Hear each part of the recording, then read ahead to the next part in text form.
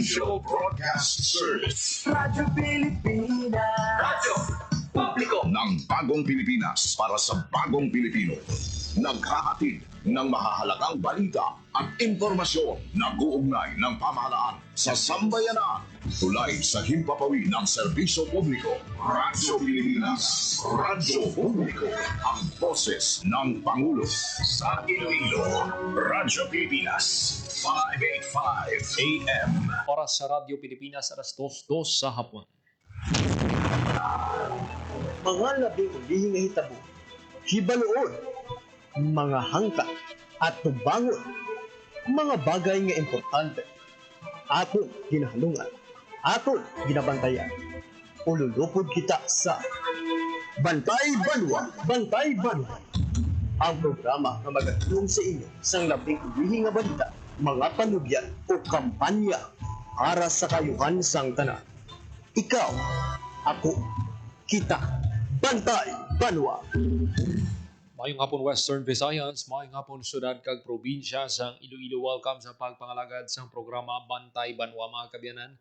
Miyerkules nga edisyon kita Agosto 20, tuig 2025. Programa nga magadulong sa inyo sa labing uli nga balita, mga panugyan kag kampanya para sa kayuhan sang tanan. Ini ang inyo alagad kag anchorman Joseph Paul Nobleza Tarosa. Ululupod kita subong hapon diri sa Radyo Pilipinas Iloilo. Mga kabyanan, sa aton nga mga balita nga patpaton subong hapon, sud-asod ining mga pagpanakop sang Police Regional Office 6 mga most wanted persons.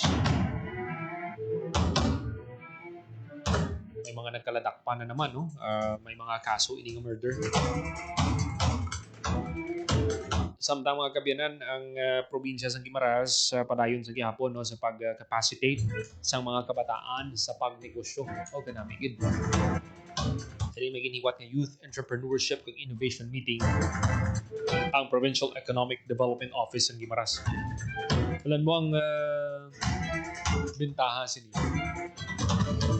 ma-develop sa mga kabataan ng ilang skills sa pagnegosyo, hindi lang pag-empleyat ang ilang direksyon sa ilang karera.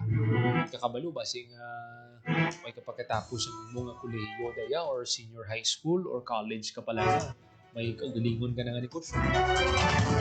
Malan mo kadamo sang opportunities kag sa pagsanyog sang teknolohiya. Kita nyo man may mga AI subong, so paano naton inagamiton para sa aton nga advantage.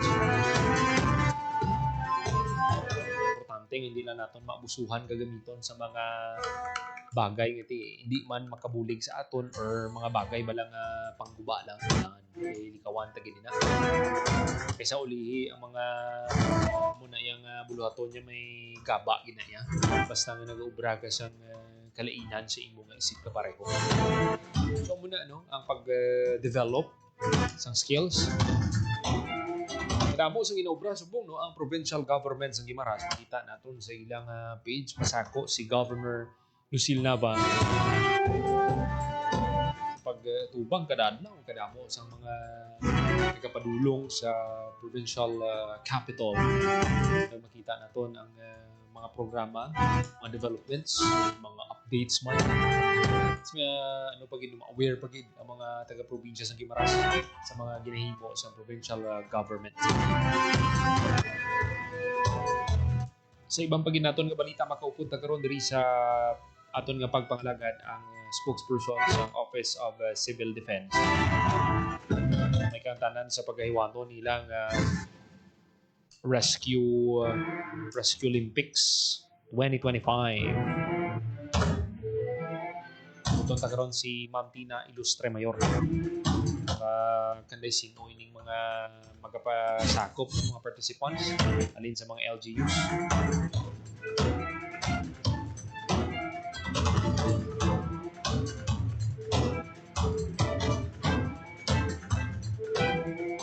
Sa 6 minutos makaligid sa taknang alas 2 sa hapon. Sa mga kauturan nga naga-follow sa aton nga pagpangalagad, no, pwede nyo gid pa-share ang aton nga pagpangalagad para mas madamo pagid ng mga kauturan ang malabutan sa aton nga pagserbisyo. Sa aton nga pagpangalagad, mga nga labuton ang lakat sang panahon, no? Pinagi sa Pag-asa. Radyo Pilipinas. Weather.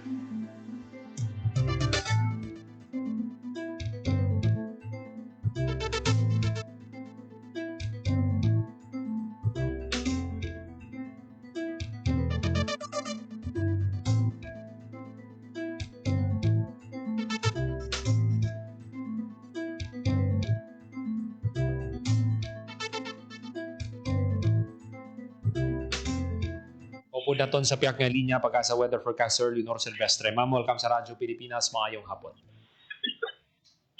Hi everyone, ngayong hapon. Muna ang ating latest weather update para sa subong adlaw Wednesday, August 20, 2025.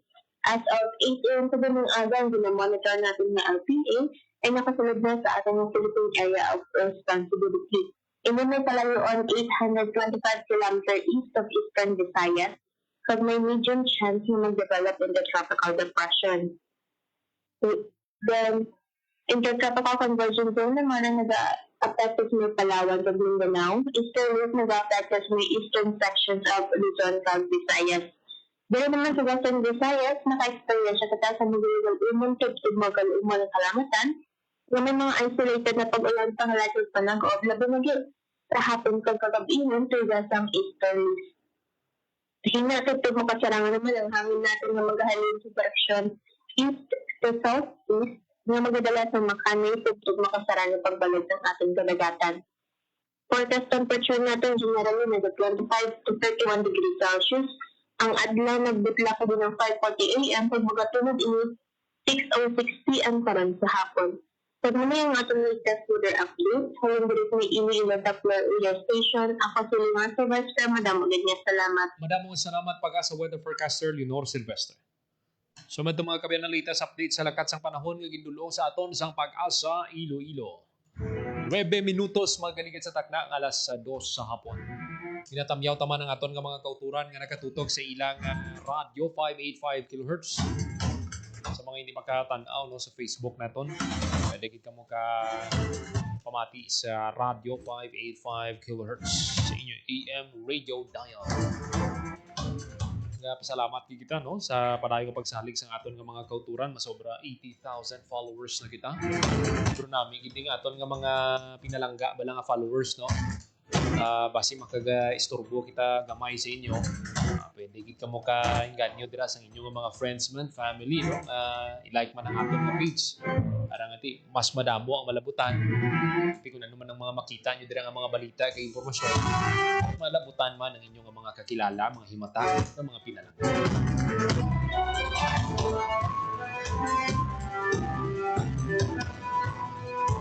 Natamyaw ta sang maayong hapon aton amigo dira no sa Philippine Coast Guard. Amigo ta dira sa Coast Guard.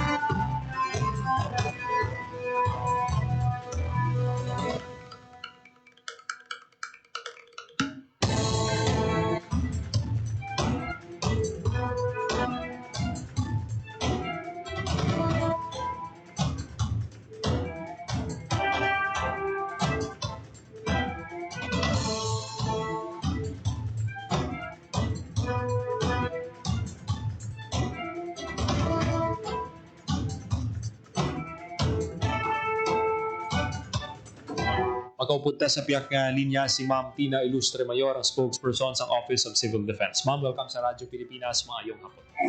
Yes, ngayong hapon po. Ngayong hapon sa ating pinalala ang mga kapulungatik at tumalanaw sa inyong mga programa.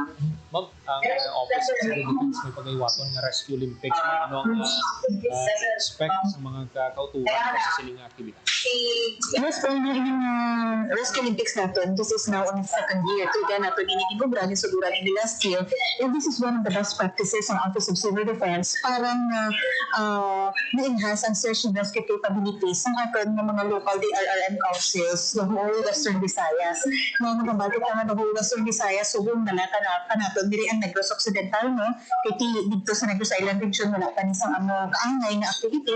So, din dala natin sila para at least ma-enhance enhance man ang ilang capability. Now, kung sa nagligad nga tuig, ang atong nga sa Olympics, nag-focus na yun siya Paul sa contest sa capability sa mga local DRRM councils natin. So, hindi mo ini siya nga duwa ka adlaw. Agud nga, aside sa contest, o sa competition, may ara kita sa mga sessions ba na?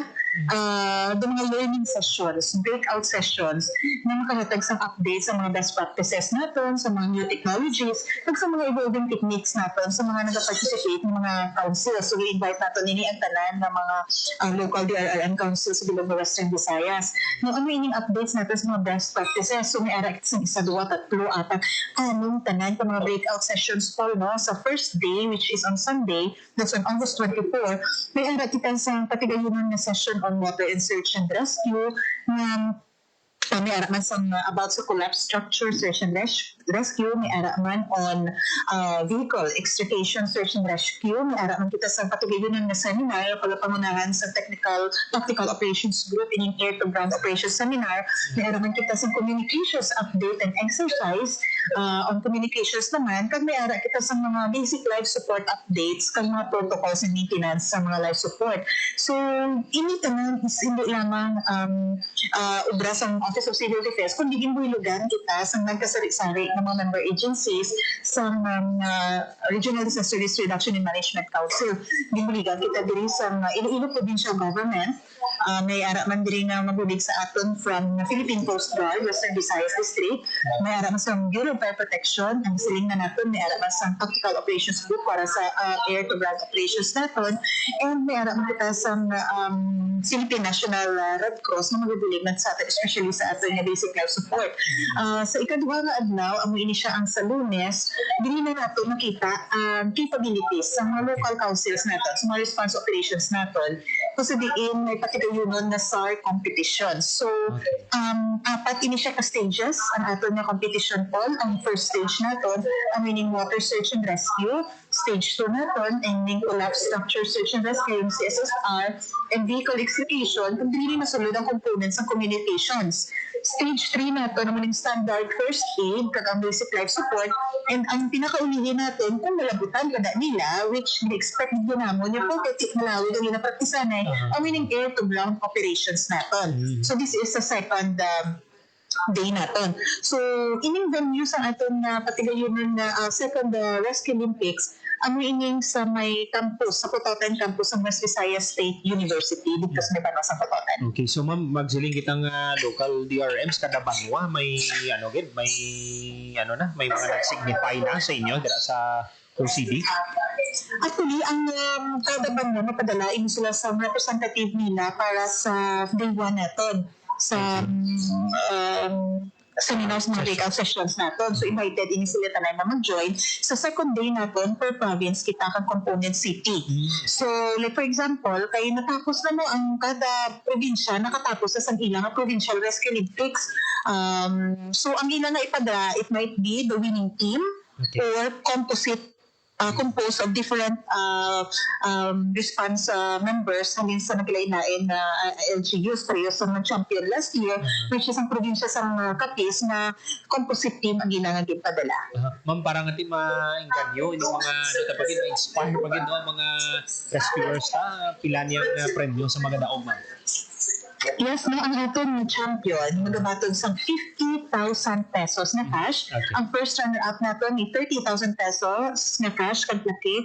Ang second runner-up naton 20,000 pesos na plake. Kag mayara kita sa 5 consolation prizes na 10,000 each kag plake. So sa tanan ng mga ma-join ng mga team, wala hindi sa mapuli na luwaan. It's because aside sa wandutan na naton na prizes mo, 3 ka major prizes kag 5 consolation prizes. Ang ami, ma'am, kay duwa ka adlaw, ang unang adlaw session dugang na ihibalo sa kundi mas makapacitate sila, no, ang mga mga municipal city disaster risk reduction management office magamit nila, no, sa pagbalik nila sa ilang mga komunidad. Yes, no, and aside sa breakout sessions or kag sa competition proper, may aram kita sa static display. Kung sa diin, dili nila i-showcase, hindi lamang sa mga kabanwahanan o kung sa mga probinsyanan, i-showcase man sa mga member agencies nato ng ilang mga equipment o capabilities. So, makasiling kag yun nga may aram, siya sa sharing of technology and knowledge sa ato ng mga members ng local councils nato. Kaya ginaubra nato ni Paul para na makasanyog mo ng ilang ihibalo and at the same time makakuha sila bala sa mga best practices na madala nila sa ilang mga banwa. Nakita nato subong po ang grabe, kusang una do wala daw ginatutukan ang DRRM component sa kada banwa, pero subong makita natin grabe ang support sa mga local government units sa ilang DRRM plans and programs. That is why very well accepted din kag ginaintrahan din permi ang musin ng mga hilikoton sa Office of Civil Defense kag sa RDRRMC. Diri nato nakita ma'am no nga sa sunod-sunod to balang bagyo makita tang ang mga LGUs gina-capacitate nila no ang ilang mga local DRRMOs na suportahan nila kag hopefully mas mangin resilient pagit ang mga banwa kag syudad diri sa aton sa Western Visayas. Yes, Paul. Kay kung madugduman mo during the past years, kung saan niligo ita sa mga major calamities naton, dasalig kita sa mga agencies natin, Bureau of Fire and the PNP for the response operation. Pero nakita natin subong una din na nag-respond even sa mga kabarangayan natin because capacitated na sila. Kaya ginasuportahan sila sa mga local government units. May mga iban-iban kitang mga LGUs po na nakita nga do may kulang-kulang pagidman sa mga capabilities pero amat-amat na inasa subong ang gini-improve sa mga kabanwahanan because man sa pagpamikasog sa mga RDRRMC kag sa sige-sige papagpahanan din sa importansya sa preparedness sa mga kandabanwa kag even sa mga kabarangayan. Kag nagapati kita ma'am no nga sa sining Rescue Olympics mas pagid mas damo pagid sila sang matun-an no sa iban pagid nga mga probinsya kag syudad diri sa Western Visayas. Yes, this is precisely nga ginhimo natin, i-expand natin siya from 1 day, ginhimo natin siya 2 days para ma-accommodate natin ining mga breakout sessions natin para makafocus kita hindi lamang sa competition kundi pati man sa pagpalakad sa ihibalo sa atin ng mga kauturan. We are very happy and we are very thankful man sa ng makabatons ang challenge ng mga member agencies natin, especially ang PNP natin, ang Highway Patrol Group natin, ang Philippine Coast Guard, ang Bureau of Fire Protection, and even our private stakeholders, kagaliban pagin natin ng mga civil society groups, Philippine National Red Cross natin, sa pagbato nila sa challenge, mapangunahan, mag-ining mga breakout sessions natin. Sa nasiling mo ma'am, ang ining Rescue Olympics best practice ng civil defense diri ma'am sa Western Visayas. So may may National Rescue Olympics pa ini ma'am or diri lang anay kutob sa regional level? Dili lang ina siya kutob sa regional level because ang sa national level is per agency ang dila naman na contest. So mag-ulang natapos as part of the National Disaster Resilience Month celebrations sa nationwide sa Office of Civil Defense. So may ara sila sa contest but it is between agencies, so between Philippine Army, Philippine Coast Guard, Bureau of Fire Protection, Philippine National Police, and iban pa mga participating agencies. And we hope na by next year ma-expand na nila to include na ng mga local government units and even the regional. Kay kita din sa Region 6 Paul, masiling nato niya na we are very capable and may inato kita kung sa national level ang paghambalan. Okay. So magsiling kita ma'am nga ang Negros kag Bacolod so more is 8 tanan sa provincial kag city disaster risk reduction management ang mag-join sa sining Rescue Olympics. Yes, because nakatapos na sila mo as part na sa gilang ng NDRM, palabanan ini sa ila, as part sa gilang ng National Disaster Resilience Month activities, ang patigayon ng sila sa mga local nila, sa mga provincial rescue Olympics nila. So, more or less, may mga winning teams na ini sila, kag possible na ma-form ini sila sa pag-usip team, ma'am. Only the best of the best ang ipadala diri sa regional level. Okay. Lastly, ma'am, ang imong mensahe tawagan sa publiko. So, gina-invite natin ang ating mga kauturan, especially dira sa may probinsya sa Okusapan, sa Pagkatan, na magkarika mo kag mag-enjoy, participate sa ating 2-day Regional Rescue Olympics sa palaabuton na Sabado kag Domingo, that's August 34 and 25 sa West Visayas State University, Pagkatan Campus. Agad atin masaksihan ang mga best practices, initiatives at atin hibaluon kung ano din hasta ang pwersa sa ato ng mga local DRRM houses sa pagpatigayon sa Rescue Olympics kung ano sila kahanda sa aton mapagparatubang sa mga kalamidad. So it is all, thank you very much sa ining tiyon na ginhatag mo sa Office of Civil Defense para makaalin ko ng ating na programa.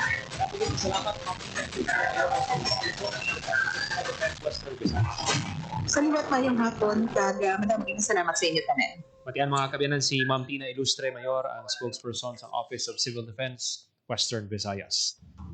So sadya ni, no? Takson gid ang abilidad pinagi sa isa ka kompetisyon ng mga provincial kag city disaster risk reduction management offices. Apat ka level to. Nagapati kita nga damo gid sila sa matun-an kay may mga seminar pangahiwaton eh. Hindi lang yang competition, Rescue Olympics first day, may mga breakout sessions. Discuss ni Ma'am Tina. After sina, na istoryahan ang or dira na hiwaton ang Rescue Olympics sa best practice ng Office of Civil Defense Western Visayas. 22 minutos magaligat sa takna alas 2 sa hapon.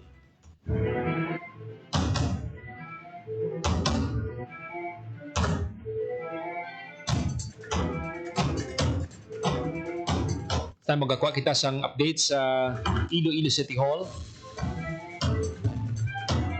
Kita sang update sa ginpatigayon nga sesyon kay ina no sang Iloilo City Council. Pauntan detalye sa balita ni Janelle Macbay. Radyo Pilipinas, report. Nel, What naging talakay kay na sa sesyon sa Sangguniang Panglungsod Paul ang ginaduso nga pagbawi sa deklarasyon sa persona non grata no kay Engineer Pakanan sa Iloilo City District Engineering Office ng DPWH. Ini kasunod sang pangabay sang pila ka mga konsyal, partikular si Mayor o si Councilor Migs Treñas nga suno sa iya nga pwede gid ma-request sang Sangguniang Panglungsod kay Iloilo City Mayor Raisa Treñas ang pagpabawi sang deklarasyon sang persona non grata kung ini ang kabangdanan nga hindi siya mag-attend sa Quadcom hearing nga ginpatawag sang City Council. Apang ang aton nga makonsihal may nanari-sari nga mga reaksyon diri, may nagapabor, may naga-hindi pabor. Nag-isa diri sa mga hindi pabor na i-lift ang deklarasyon sang persona non grata amo si City Councilor kag Majority Floor Leader Rex Sarabia. Suno sa iya nga hindi na kinahanglan i-lift ang deklarasyon sa kay Pakanan kag nagapati siya nga kung bawion mo daw kasubong nga tolerate mo no ang akto ni Engineer Pakanan. Suno naman niya sa kay Councilor Rene de la Llana nga dapat pangisugan gid ni Pakanan ang iya siniya nga katungdanan bilang ICDO chief agod nga masanagaan ang mga isyu sa mga gina-question nga proyekto sa flood control project. So si City Councilor de la Llana kag si Councilor Sarabia question sang hindi pagtambong ni Engineer Pakanan sa ipatawag nga Quadcom hearing. Sa bahin naman niya ni Iloilo City Councilor Miguel Treñas nga suno sa iya pwede gid nga mapakakas sa kay Mayor Raisa Treñas ang deklarasyon sang persona non grata kay Iloilo City District Engineer Pakanan kung amoy niyang rason nga hindi siya magtambong kay base lang niya nga magtambong siya suno kay Councilor Migs Treñas. Pamatian naton ang nanging deliberasyon kay ina sa aton nga mga konsehal sa sesyon sang SP kati tartigid ka init sang emosyon. aba. Kagin tawag ni Councilor de la Llana nga talawit gani si ano eh. Abo. Magpakalalaki ka, no? Abo. Makahang-hang na nil, magamuna. Si City Councilor Sarabia naman niya nga mataas gid ang emosyon no sa iya pagpamatok na hindi kinahanglan pag-ilit. Kaya ang point there is ang nagdeklara sang persona non grata is si former mayor Iloilo City Mayor Jerry Treñas. So kay tilain naman niya subong nga administrasyon sunod kay Councilor Migs Treñas na pwede ini mapabawi pananglit niya i-request sang City Council sa alkalde. ang kabahin sa pagpahayag ni Councilor Rex Sarabia. Because if we do, we condone his action. We favor his action. We need to have a backbone here in the city council. If he is a person non grata to him, he must come to our city council and hard. Sa hotdog po binako. Sorry, can you, Madam Chair, can we just find from the record what I just wanted? Will not express candidly what I feel. Council will not yield to any individual. We are observant, no one, none the people of the Iloilo City. That's why I vehemently object to any measure to live the persona non grata declaration. And I would like to reiterate the call of the good Councilor Menendeliana that if he continues to fail, kindly, please, respectfully, and honorably resign from your post. Nabatian ang pagpahayag ni City Councilor Rex Sarabia, no? Hindi gid siya strong gid ang iya sila nga stand nga hindi pagbawion ng deklarasyon sang persona non grata kay Engineer Roy Pacanan. Pero Kasi kung ginapamangkot ka man lang, pag magsabat ka, do simple man na eh. So kaya ang nanging statement ni Engineer Pacanan sa nagikan, no, kasunod sa inspeksyon naging patigayon sa interview sa katapos ang media, sunod siya daw kalain man nga hindi ka welcome sa City Hall, kag dito makadto siya kag atubang, no, sa mga katapos ang sangguniang panglungsod. Ini ang nanging reaksyon sa nagdikad ni Engineer Pacanan matapos nga tiginanunsyo ni Councilor De La Liana. Okay. Naging kakasya pero up to now gapanindugan man si Engineer Pacanan di ng kopya, di ng statement. Ara pa siya gani. Wala siya sang nabaton pa nga kopya, no. Amo ni nga nagdako ang issue sa nagdigad.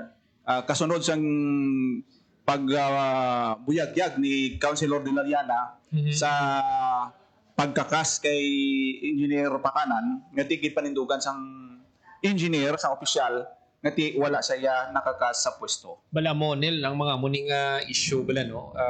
Issue sa accountability. Dapat tubangon ta, kung ay man lang kita sa may ginatago, sabton ta, para nga maatagan ang aton nga mga pumuluyo, kag mapakita naton nga ting aton nga opisina, transparent man.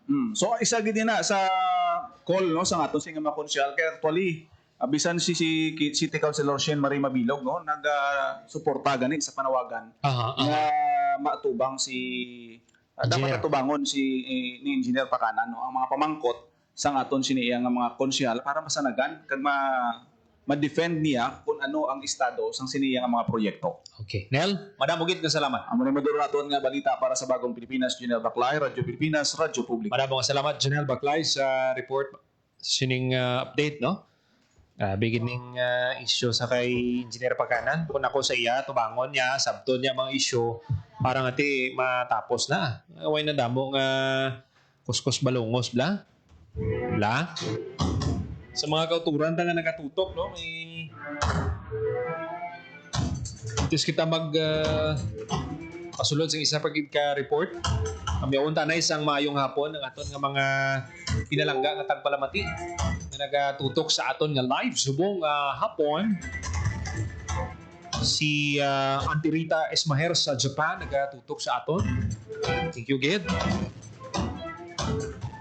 Ang akon nga wife dira, no, si Nuela nagatutok man watching from Guimaras. Hope may arama kita nakatutok sa Southern Leyte. Akon nga amigo, no, si Austin Montaño. Amigo, happy birthday. Belated happy birthday na. Kita na pag-isipon ng tinuig. Importante nga maayo lawas lang. More blessings sa imo dira. Mary Ann Mendoza watching from Hong Kong. Sa mga katulan nga nakatutok, no, pwede nyo gid nga ma-share ang aton nga pagpangalagan para mas madamo pagid ang malabutan.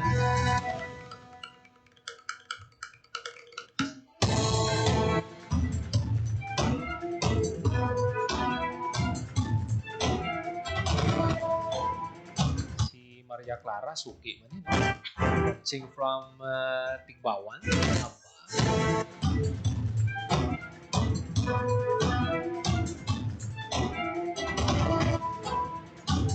Pero sa mga kauturan nga nagapamati, no, anong matugda nyo sa sining issue bala kay Engineer Pacana? Pwede nyo kit mabilin dirang inyong komento no basahon ta. Diri sa aton nga pagpangalaga. Importante lang, wala lang sang binastos. Vulgar nga mga comments kay basahon tayo na.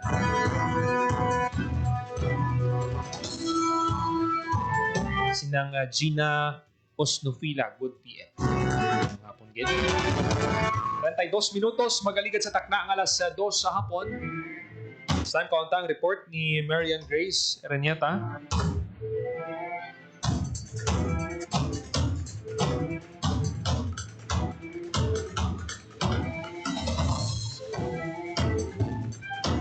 Mga technical vocational institution sa probinsya ng Iloilo nagtingob sa pagsaulog sang ika-31 nga anibersaryo sang TESDA. Radyo Pilipinas. Report. Yan, mayong hapon. Paul, maayong hapon bilang kabahino sa pagsaulog sa ika-31 nga anibersaryo sang aton nga Technical Education and Skills Development Authority o TESDA, nagtinilingob kay ina Paul no ang aton nga mga Technical Vocational Institution o TVI sa province of Iloilo para sa ulugon no ang ining anibersaryo man sang aton nga ahensya. Kay ina Paul, nagpadulong kita dito no sa aton nga TESDA Provincial Office sa Santa Barbara kag nalabot naton dito no ang aton nga Assistant Regional Director nga amo man ang nagapamuno sang aton nga TESDA Iloilo nga si Ma'am Esther Babalo. Susunod diri kay Ma'am Esther no ang inipol no nga selebrasyon sang aton nga Provincial Office magluwas pa iniya sa selebrasyon man sang aton nga Regional Office sa bahin sang aton nga Provincial Office may ara Paul nga mga activities no nga naka-line up sa subong nga semana kag isa gani Paul no sa highlight sa provincial level nato no ining pagtingob sang aton nga mga TVI sa province of Iloilo. So tinutuyo si ni Paul nga ti pabaskugon pa nato no ang kooperasyon, ang kolaborasyon sang aton nga mga TVI kag ang TESDA nato no agon nga ti mapabaskog pagin naton or madamo pagi kita no ma-offer nga mga technical kag vocational education sa aton man nga mga pumuluyo sa province of Iloilo. So kaina Paul, pag-abot naton Paul no, pag-ulang gid ini sila natapos sa ila man ginhiwat nga caravan. So ang ila caravan Paul nag-upisa kaina no dira sa provincial office sa Santa Barbara, nagpadulong ini no sa Pavia kag New Lucena balik no sa ila opisina pahayagan ni diri Paul no sang aton man nga ARD ni Ma'am Esther nga sa ila paglibot Paul no madamo sa mga pumuluyo naton ang doy natingala gid nga madamo sang mga nag-upo no sa caravan kag kung ano no ang selebrasyon according diri kay Ma'am Esther no ini Paul no ang actually tinutuyo gid ni nila Paul no nga pukawon kumbaga no ang interest pag sa pumuluyo especially ang mga wala pa ya nakakilala wala nakabalo sa mga programs o kung mga services no nga gina-offer sang aton nga TESDA. So kaina po pag-abot naton didto no manog-start ang ginhiwat man no or manog-start no ang misa nga ila no nga gin-organize right after Paul sang misa may ara kita Paul nga mga pila pagid ka mga activities may ara kita sang awarding sang Kabalikat Award. May mga presentation man dito po sa mga skills demonstration and health wellnesses. Lakip diri po sa skills demonstration. No? Actually, may pilato kagina no, nga nag-start na actually sang ilang demonstration. May ara dito po ang cake decoration, fruit carving, may ara man dito table setting with centerpiece, may ara man dito nagatimpla sang kape, bartending, may ara man bricklaying, kag basic life support. Samtang po sa health and wellness nato no, may ara dito nga gina-offer nga services ang aton nga Hagod Integrated School Incorporated ang daan sa Kaunlaran Technical and Training Institute kag ang Tenica Learning Academy Incorporated gindala kita po sa isa dito po ka room no kung sa diin according diri no sa aton man nga personnel after sang misa may ara sang manicure and pedicure nga i-offer no kung sino man ang magpadulong dito sa isa ka room. So ini Paul no ang ining mga estudyante nato or ining mga naga-offer sang services amo ini sila no ang nanging kabahin sa mga training courses nga gina-offer sang aton nga TESDA. So according diri kay Ma'am Esther Paul no hindi lang ini isa ka adlaw nga selebrasyon no kundi week long ini no sa bahin sa province of Iloilo kag dito po nakita nato no ang pagtingog sa pila nato no ka mga TVI sa province of Iloilo. Actually po, may ara kita more than 70 ka mga TESDA schools nga tinagatanyag no sa technical and vocational education kag training no agid nga mangin industry ready no whoever no ang makagraduate sa ilang nga program. Tanami yan no, sa pagsaulog sa sining anibersaryo, Mhm. nagtilingob ang mga technical Yes. vocational institution para nga i-celebrate ang ilang nga mga nalabutan no, Yes. dakugin nga bulig sa TESDA. Yes, correct. Ina Paul no habaga ni Ma'am Esther no, this is a celebration sang milestone no. Kay ti kinahanglan naton po lang aton man nga mga partner no aton nga mga TVI para nga magtanyag no sa mga training courses. Sila wag ko naton po no ang pinalang sa mga nag-offer diri po no laki diri ang Pasig Trade School, laki pan diri no ang PTC Iloilo and Center for Agri Skills and Livelihood Incorporated, ang Leon Gadson Polytechnic College Professional Electronics Institute, JSNGE Training Institute Incorporated, Lifeline International Health Institute. Kag madamo pag ini po lang bagay nato no 70 ini or more than 70 ina po no sa province pa lang of Iloilo. Ari bala po pamatian nato no makadali lang no ang aton nga interview with ARD Esther Babalo nga amuman ang head sang aton nga TESDA Iloilo Province. In the province maka-get together, maka-celebrate together sa atong nga anniversary. No? Yes. So, ang aton nga mga activities for the day, kaina, motorcade, halin diri sa office, pakanto dito sa Pavia, nagbalik sa Santa Barbara, Panyulo sa Enagad, nag-ari na kita subong sa pag-umpisa sa programa. Nasaksihan ko, grabe, magtanaw ko ng mga tao nga daw na-amaze sila sa maagyan namon sa karsada. As if siguro, this is one of the rarest times na nakita nila kadamo-damo gali sa eskwelahan, sa TESDA, sa probinsya sa Iloilo. And that is true. We have more than 70 schools of TESDA here in the province of Iloilo. And that is something na talagang dapat natin i-celebrate. Yes. ARD, ano ka dako nga bagay no, that we are celebrating sa milestone kung baga no, sa ato nga TESDA? Malaking bagay talaga that we celebrate occasions like this. First of all, of course, we would like to make it known to the people na ang TESDA sa madugay na 31 anyos na nagsaservisyo sa Pumuluyo sa aspeto sa technical education and skills development.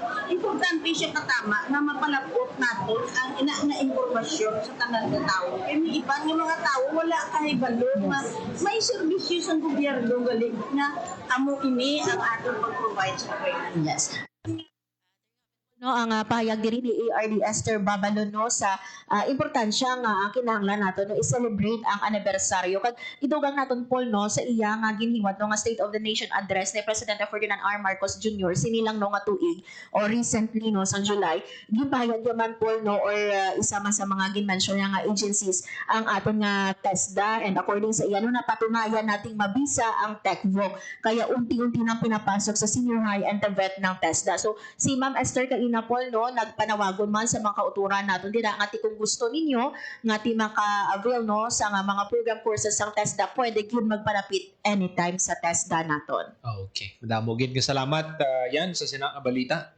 Para sa Bagong Pilipinas, Marian Grace Aranyata, Radyo Pilipinas, Radyo Publiko. Madamo salamat Marian Grace Reniata. Aga pa ni si Marian nga ina nag-cover sang anibersaryo no kag kanami gid nga ang ini nga mga institusyon nga nagabulig sa TESDA para nga damo pagid ang ma-train sa sining mga skills nga pwede gid nila magamit sa pagtrabaho nila kag tang iban na nakaano na gani kadamo na sa mga ulubra sa abroad kag ti nag-ayuhan bangod sa sining mga skills nga ginadulong sang TESDA. Madamo gid nga salamat Marian Grace Erenieta.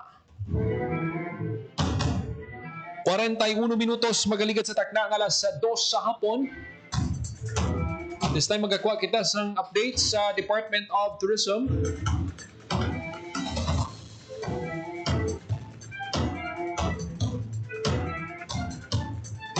Kantanan ini no sa Halal Tourism. Konta ang detalye sa balita sa report ni Hope Torrechante. Radyo Pilipinas. Radyo Pilipinas. Report. Mayong hapon.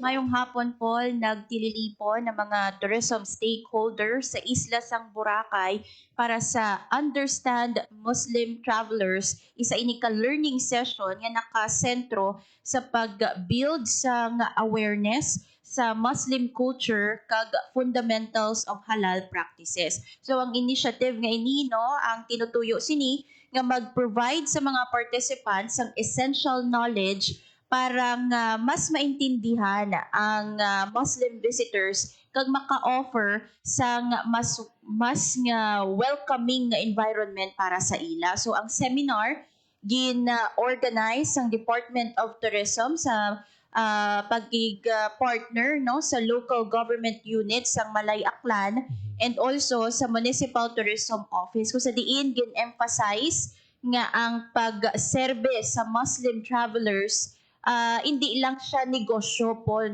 it goes beyond business kag it is about cultural respect kag sensitivity. Kaya gusto naton inclusive ang turismo naton, so importante nga wala kita sang may ginabilin nga mga kauturan naton. That's why gina-highlight man naton, ginarespeto naton ang kultura kag mga gawi sang aton nga mga Muslim brothers and sisters. So ang mga participants nagikan sa mga nagkalain-lain nga mga tourism sectors nga gin-encourage nga lantawon ang halal awareness hindi lang bilang isa ka market opportunity but also mangin kabahin sang commitment sang Boracay Island nga mangin inclusive kag cultural understanding. So ang session nagtakop sa nga may call for tourism establishments to incorporate ang mga insights, mga daily operations agud siguraduhon nga ang Boracay nagapabilin nga kilala worldwide as a destination kung sa diin gina-welcome, ginaabi-abi ang tanan nga mga travelers nga mainit kag may respeto. That's why inclusive tourism, halal tourism ang isa man sa suportahan sa DOT kag Malay Tourism Office. Hope after sining seminar, ining workshop, anong gina-expect sa DOT sa sining mga participants na? Yes, actually after sini mas gina-expect sa aton yung Department of Tourism kag sa Malay LGU nga mga participants sa mga tourism stakeholders naton sa Isla Sang Boracay may ihibalo na, may level of awareness na sa halal tourism, kag pag-deal, pag-welcome sa mga Muslim travelers. And because na may awareness na sila, kabalo sila kung anong dapat ubrahon sa tion, nga may mga Muslim guests sila sa ilang establishments, sa hotels nila or sa restaurants nila. And syempre, respetuhon kung ano ang kultura sa mga Muslim brothers and sisters. Dapat kung ano kita ka mainabiyabihon sa iban, Yes. dapat amuman kita sa aton nga mga kauturan nga mga Muslim. Yes. And Paul, paalinton lang ang Department of Tourism Region 6, nga wala sila sang operasyon. Buwas nga adlaw, Okay. Webes, August 21, and sa August 25 sa Lunes sa sa ulog dumdum sa Ninoy Aquino Day kag araw ng mga bayani. So magabalik ang operasyon sa DOT sa August 22 sa Biyernes kag sa August 26 sa Martes. Hope madamogin ka salamat. Para sa Bagong Pilipinas, Hope Torriante, Radyo Pilipinas, Radyo Publiko. Maraming salamat, Hope Torriante. Updates from Department of Tourism. Sining pag-amuma tabala, welcome naton sa mga kauturan tanga Muslim sa sining mga tourist establishments dira sa bahin sang Boracay. Importante gid ni. Kasi international nga danong tao sa Boracay. Balan mo kinahanglan tagid nga matun-an ang maayo nga pag handle sa mga customers ta, ano man nina lokal man nina, international, ano man na ang ginapatihan nila para ngati sa nasilingan ini hope dapat inclusive ang ining tourism dira sa bahin. Di lang man sa Boracay kundi sa iban pagid nga bahin sa Pilipinas dapat inclusive kita kag respetuhon tagid ang ginapatihan sang iban. Hindi pwedeng isa pagid ngati trending di man ini party sa turismo pero aning viral nga issue bala sang nag-CR nga miyembro bala sang LGBTQ bala natigin discriminate nakita ta kinanglan lang aga i-train pagid ang mga ang mga empleyado ta sa paano i-handle bala na may respeto. Amo man lang dapat may respeto kita sa isig kapareho ta para nga malikawan ta ang mga nagkalain-lain nga problema. Bisan diin man nga bagay, bisan sa simple lang nga ulubrahan ta, dapat may respeto kita sa isa kag isa. Hindi kita pwedeng magpinagusto, dapat may professional kita sa pag-handle sa nagkalain-lain nga mga bagay, issues sa aton mga kabyanan. 47 minutos magaligad sa takna ng alas 2 sa hapon. Natamyaw ko man siyang maayong hapon si Sir Nino Rupert Carmona. Galantaw all the way from UAE. Nga amigo tang kontraktor. Magpauli ka sa Yagaw. Hindi lang kami paglipatid sa Makawan. Mga suod nga mga amigo, no? Katutok sa atin.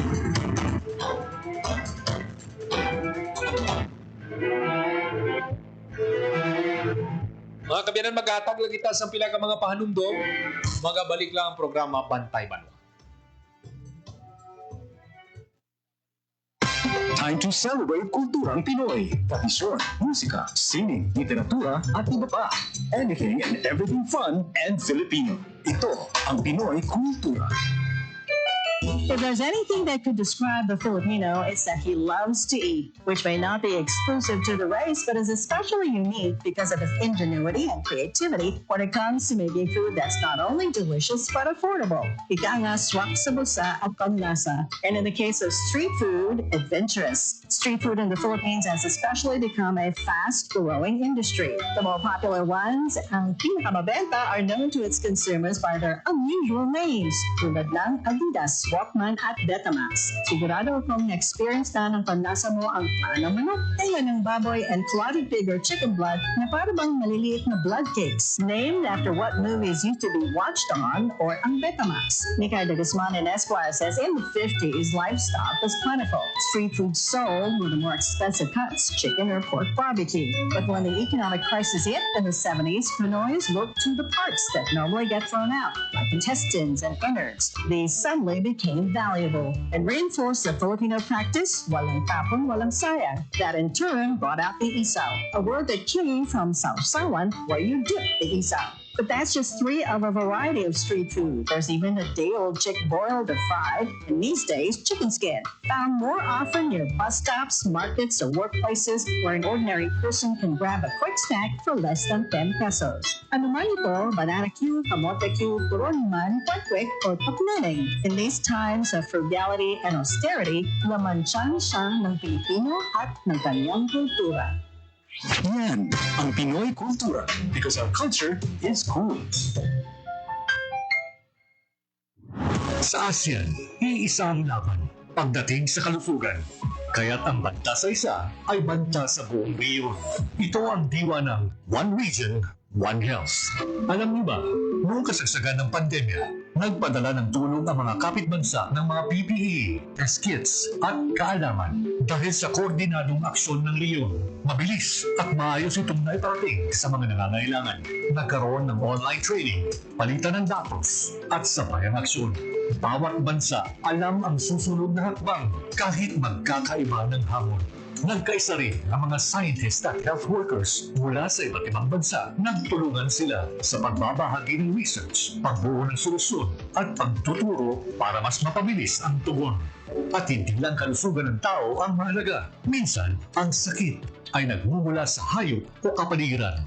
Lahat naramdaman natin yung impact ng COVID sa ating day-to-day living. And sabi nga nila, if yung COVID may have come from bats na tumalon sa ibang species and then eventually sa humans. So nagkaroon tayo ng ganung klaseng awareness na ang biodiversity loss, pag nangalaga tayo ng kalikasan natin, can actually support our efforts to prevent in the long term yung mga zoonotic diseases or mga pandemic. Kaya mahalaga ang kabuuang pagtingin sa kalusugan ng tao, hayop at kalikasan o ang tinatawag na One Health. Isa itong pagtutulungang paraan para sabay-sabay na pangalagaan ang lahat ng ito, lalo na laban sa mga bagong sakit, resistensya sa gamot at epekto ng climate change. Dahil sa ASEAN, mas mabilis ang tulong, mas handa tayo at mas ligtas ang bawat isa sa riyon. One Region, One Health. 51 o 52 minutos magkaligad sa takna ng alas 2 sa hapon. Padayon kamo nga nagapamati diri sa gyapon sa programa Bantay Banwa. Nakita na to nagpatigayon sang inspeksyon si President Ferdinand Marcos Kiina sa aga sa isa ka flood control project nga nabayran na sang gobyerno pero wala gid sang wala gani structure, wala gani sang bisan ano to, wala gid ya sang nahimo nga project. Nagbaton lang sang kwarta ang kontraktor, may resibo nga ginapakita, pero ay gid hindi ra mo makita. Akig na ang presidente, angry na siya. Sunod siya yan. If all these projects were properly executed and implemented, ang laki na ng nawalang problema sa atin at sa taong bayan. Sakto ni. Kada tuig, or hindi kada tuig kada bagyo, may baha. Ganyan. Hindi bilyon, trilyon ang ginagastos ng gobyerno sa flood control project. Pero anong ginahimo? Pero ako yan nagapati ako hindi man dapat kontraktor ang manabat sini. Dapat may mga ban pagid naman nabat dapat hindi lang kontraktor tanan dapat liable di kon may aratan iti halin sa irrigation, fresh water supply for households pero ti wala gid sang ginhimo. Disappointed gid si President Bongbong Marcos. Nandantayan sining mga masunod paging nga lugar kapadulungan sa presidente. Halin last week kung nadumduman sa aton nga mga tagpalamati, before nagpadulong si President Ferdinand Marcos sa Iloilo Fishport Complex, ginpadulungan niya ang flood control project sa San Isidro kag gintawag niya ganito nga delayed kag palpak. Pila pa ihan ka mga flood control projects.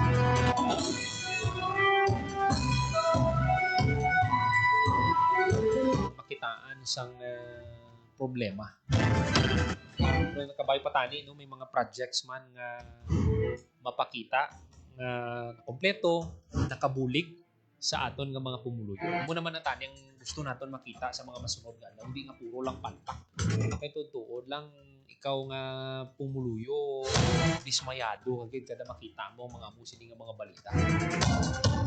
Pangabay naton kung sa inyo lugar dira may mga makita kamo dira nga mga maayo nga project, mga maayo nga flood control project, dili nyo gid mapahibalo no para nga pakita ta sa aton nga mga kaabyanan kung tiari nga mga proyekto natapos within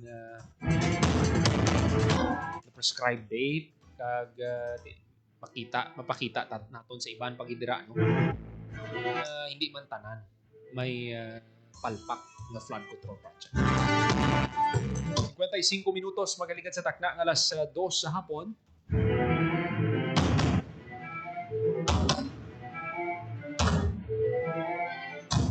Tamyaw ko man sang maayong hapon si Migo Jovi Cordero. Migo ta sa St. Vincent Ferrer Seminary.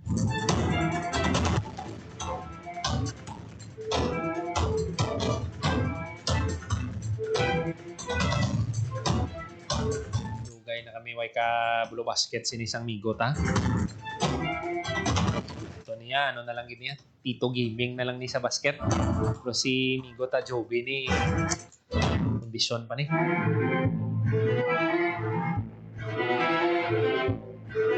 Mga kabiyanan ng iban pagit ng mga balita, patpato naton sa masunod nga edisyon sa programa Bantay Man. Pinapasalamatan ang aton mga kaupdanan sa technical side. Engineer Roy Louie Gaypa sa studio sa transmitter. Mr. Jeffrey Betita. Para sa Bagong Pilipinas, Joseph Paul Noblesa Tarosa, Radio Pilipinas, Radio Publiko. Ang inyong tulay sa himpapawid ng serbisyo publiko, ang Presidential Broadcast Service, Radyo Pilipinas, Radyo Publiko.